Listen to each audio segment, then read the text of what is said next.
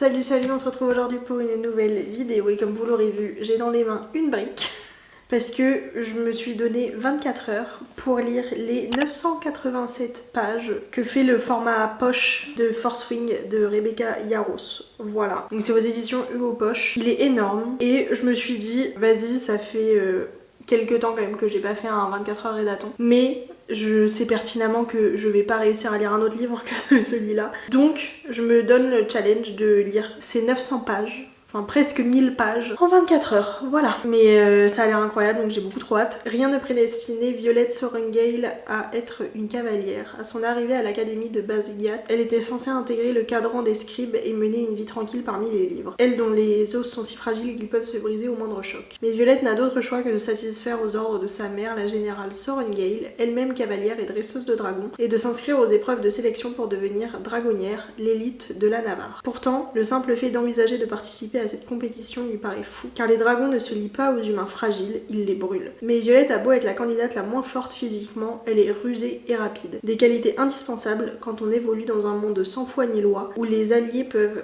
vite devenir des ennemis. Violette va devoir penser à un plan solide, car cette aventure n'a que deux issues, passer toutes les épreuves ou mourir. Voilà, j'ai très hâte de voir ce que ça donne parce que j'en ai entendu que du bien, il paraît que c'est un banger et il y a un petit nota de Jennifer L. Armentrout qui a notamment fait Le sang et la cendre que j'adore et elle a mis Force Wing fera battre votre cœur du début à la fin, des épreuves brutales, des dragons caractériels, des personnages complexes, une tension romantique palpitante, de la magie et de la guerre, une fantaisie comme vous n'en avez jamais lu auparavant. Ça a l'air fou. Donc il est 14h10, je vais me chercher une petite playlist spéciale Force Wing pour me mettre dans l'ambiance et on va commencer. Voilà, il est 14h15, j'ai trouvé ma playlist, il est temps de commencer.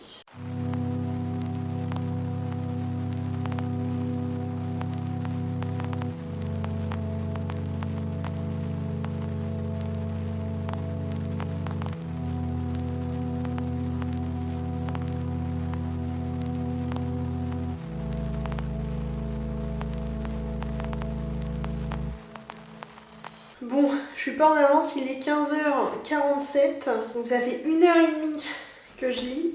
J'en suis qu'à la page 100.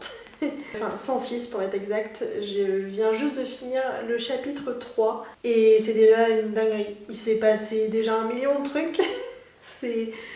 En fait, le premier chapitre, ça a commencé direct parce que du coup, donc ça se passe dans une école pour les cavaliers et les combattants à dos de dragons, littéralement. En fait, c'est une société où il y a différents cadrans et tous les jeunes de 18 ans choisissent dans quel cadran ils vont aller. Il y a les scribes, les guérisseurs, les cavaliers et je ne sais plus.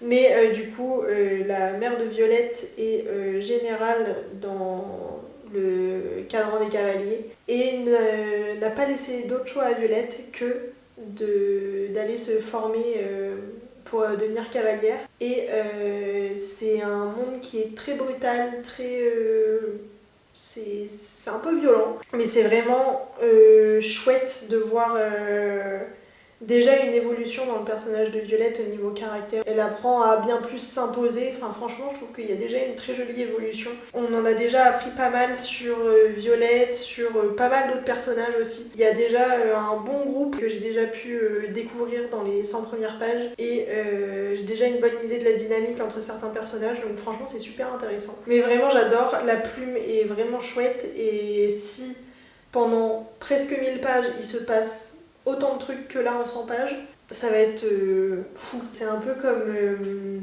la plume de Jennifer L. Armentrout, mais surtout de V. Schwab. Je trouve qu'il y a un tout petit peu de description, mais c'est surtout dans l'action qu'on comprend le fonctionnement de l'univers, qu'on comprend où on est, à quoi ça peut ressembler et tout. Je trouve que c'est dans l'action, dans le moment qu'on comprend, et du coup ça fait que il n'y a pas de moment vraiment de pause ou quoi, donc c'est vraiment... j'aime beaucoup ce type de plume. Voilà, sur ce, je viens lire.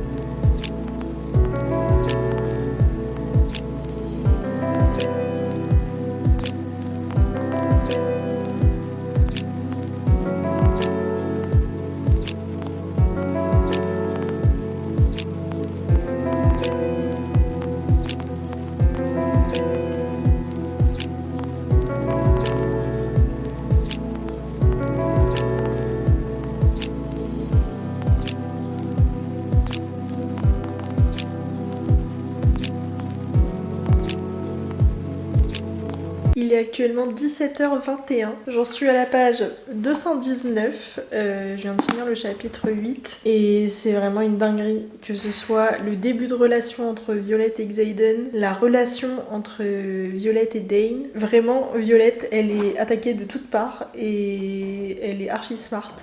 Vraiment, j'aime trop ces personnages. J'aime trop l'histoire. Et j'ai trop hâte de savoir la suite. Pour le moment, on a suivi que le premier mois de formation, à peu près. Et il s'est déjà passé tellement de trucs, c'est absolument fou et j'aime beaucoup trop cette lecture et j'ai hâte de lire la suite. Mais comme il est 17h22 et que j'ai un zozo qui a fini de travailler et qui a très envie de prendre le goûter, et ben on va aller prendre le goûter. Mais banger, pour le moment banger. J'ai trop hâte de lire la suite et j'en suis qu'à la page 219, il m'en reste beaucoup trop pour compter à lire, mais j'ai beaucoup trop hâte. Voilà.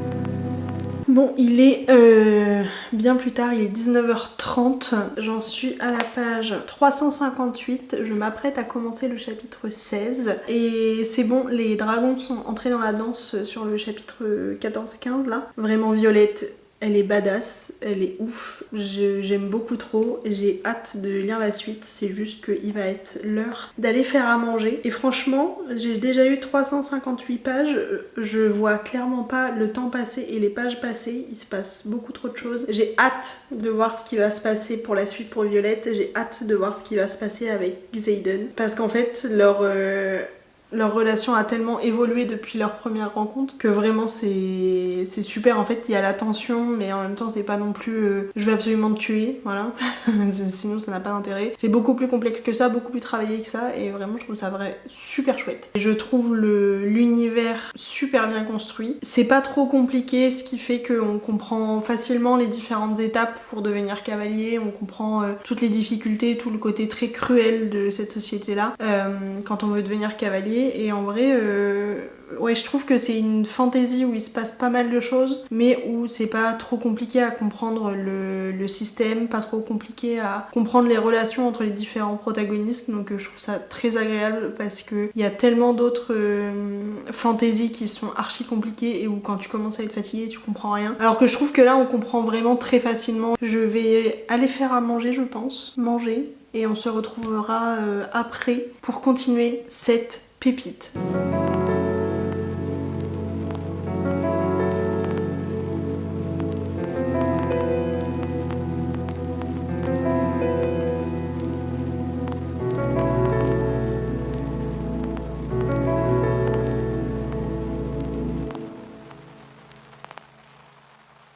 Plus ça va, plus je m'enfonce dans le canapé. Il est 22h24. Et j'en suis au chapitre 19, page 445. C'est une dinguerie. Vraiment, c'est absolument ouf. Quand j'ai l'impression que ça va se calmer un peu, il lui arrive des trucs à Violette, vraiment. Il se passe trop de trucs dans sa vie, hein. C'est terrible. Elle a pas de bol celle-là. Mais vraiment, la lecture est passionnante, quoi. Il se passe tellement de choses et en même temps même s'il se passe énormément de choses et il y a beaucoup de personnages, je m'attache beaucoup à Violette, à Rhiannon, une de ses meilleures copines, et étonnamment je m'attache beaucoup à Xaden, plus à Xaden qu'à Dane d'ailleurs, parce que Dane il me fatigue un peu là, mais Xaden est certes un peu bourru, mais il est terriblement loyal et protecteur, et en vrai j'aime beaucoup le développement de ce personnage là aussi, donc j'ai hâte de lire la suite. J'en suis pas encore à la moitié, il est 22h23, enfin 25 peut-être maintenant, bref. Mais on va continuer, on va lire un maximum. J'irai quand même dormir, hein, faut pas déconner, même si je fais un 24 heures rédaton. Si je veux être un minimum vivante demain, c'est plus de mon âge en fait, de pas dormir.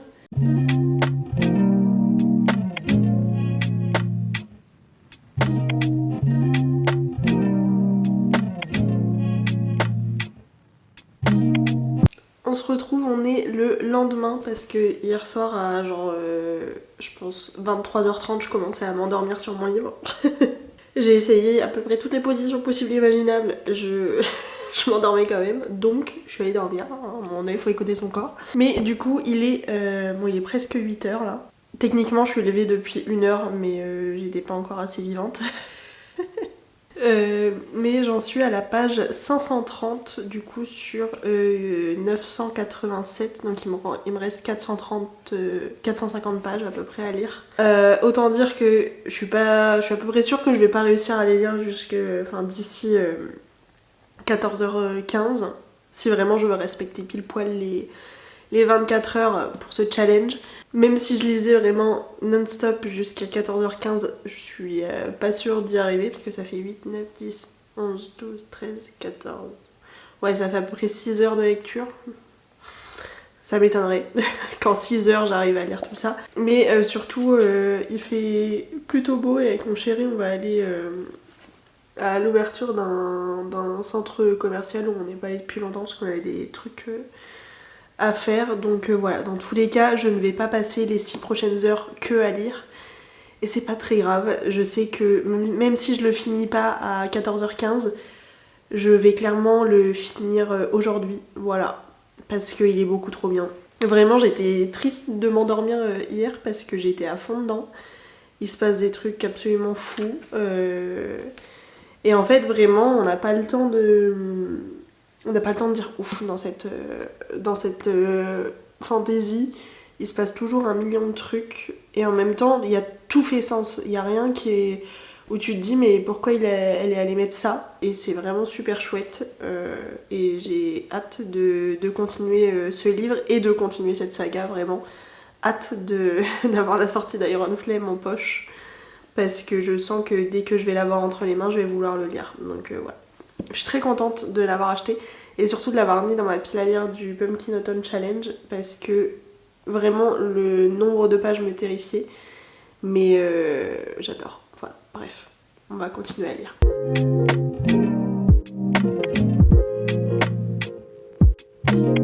Encore une fois, en une scène là, on a la différence claire de caractère entre Xaden et Dane.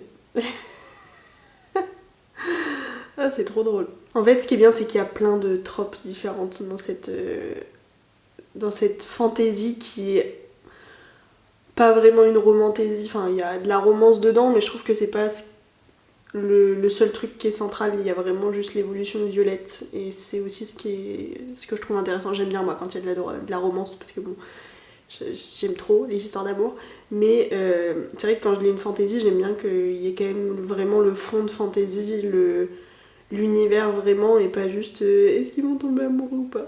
Bah après il y a des romantaisies qui sont très bien, mais j'avoue que là voir l'évolution du personnage de Violette, c'est archi intéressant quoi.